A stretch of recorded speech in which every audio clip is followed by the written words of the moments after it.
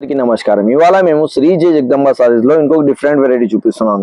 Variety చూపించే ముందు మా ఛానల్ మీరు డైలీ చూసుకోవాలంటే మా ఛానల్ కి లైక్ చేయండి, కమెంట్ చేయండి, ఇంకా సబ్స్క్రైబ్ చేయండి.